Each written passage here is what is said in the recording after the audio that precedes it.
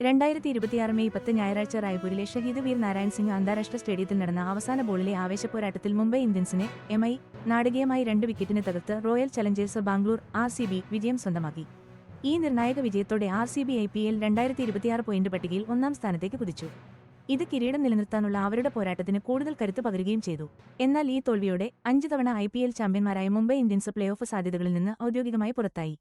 ഈ സീസണിൽ അവർക്ക് വലിയ തിരിച്ചടിയായി മാറിയ ഈ മത്സരത്തിൽ 2020 ഫോർമാറ്റിന്റെ എല്ലാ ആവേശവും ഉൾക്കൊള്ളുന്ന കടുത്ത പോരാട്ടമാണ് ഇരു ടീമുകളും കാഴ്ചവെച്ചത്. RCBയുടെ ഈ വിജയം ലീഗിൽ അവരുടെ ശക്തമായ സാന്നിധ്യം ഊട്ടിയുറപ്പിക്കുമ്പോൾ MIയുടെ ഈ സീസണിലെ പുറത്താകൽ അവരുടെ പ്രകടനം വിശദമായി വിലയിരുത്താൻ അവരെ നിർബന്ധിതരാക്കും.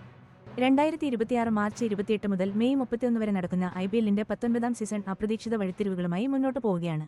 നിലവിലെ ചാമ്പ്യന്മാരായ RCBയാണ് ഇപ്പോൾ മത്സരത്തിന് പുതിയ താളം നൽകുന്നത്. മുംബൈ ഇന്ത്യൻസ് ഉയർത്തിയ 166 റൺസ് വിജയലക്ഷ്യം പിന്തുടർന്ന റോയൽ ചലഞ്ചേഴ്സ് ബാംഗ്ലൂർ അവസാന ഓവർ വരെ ആവേശം നിറഞ്ഞ ഒരു കിടിലൻ ചേസിലൂടെയാണ് ഇത്തവണ വിജയം സ്വന്തമാക്കിയത്. കളിയിൽ ഏറ്റവും നിർണായകമായത് RCBയുടെ കുനാൽ പാണ്ഡ്യയുടെ പ്രകടനമാണ്. പേശീവലിവുണ്ടായിട്ടും വെറും 46 പന്തിൽ നിന്ന് 73 റൺസ് അടിച്ചുകൂടിയാണ് കുനാൽ ടീമിന് മുന്നിൽ നിന്ന് നയിച്ചത്. അദ്ദേഹത്തിന്റെ അസാമാന്യമായ മനക്കരുത്തിന്റെ ഉദാഹരണം കൂടിയായി ഇത്. മധ്യനിര തകർച്ചയിൽ നിന്ന് ബാംഗ്ലൂരിനെ കൈപിടിച്ചുയർത്തി പ്രധാന കൂട്ടുകെട്ടുകൾ ആവശ്യമായ ഘട്ടങ്ങളിൽ ടീമിന്റെ മുന്നേറ്റം ഉറപ്പിച്ചത് കുനാലിന്റെ ഈ പ്രകടനമായിരുന്നു. ജേക്കബ് ബദൽ അടക്കമുള്ള മറ്റു കളിക്കാരും ചേസിനിടെ നിർണായക പിന്തുണ നൽകി. അവസാന ഓവറുകളിൽ സമ്മർദ്ദം കൊടുമുടിയിലെത്തി. IPL ത്രില്ലറുകളുടെ പതിവ് കാഴ്ചയാണല്ലോ ഇത്. ഒടുവിൽ ഹൃദയമിടിപ്പ് കൂട്ടുന്ന ഒരു ഫിനിഷിലാണ് കളി അവസാനിച്ചത്. ഈ വിജയത്തോടെ RCBക്ക് 2 നിർണായക പോയിന്റുകൾ മാത്രമല്ല ലഭിച്ചത്. അവരുടെ ബാറ്റിംഗ് ഡെപ്തും കടുത്ത സമ്മർദ്ദത്തിലും മികച്ച പ്രകടനം നടത്താനുള്ള കഴിവുമെല്ലാം ഈ പ്രകടനത്തിലൂടെ RCB അടിവരയിട്ടു.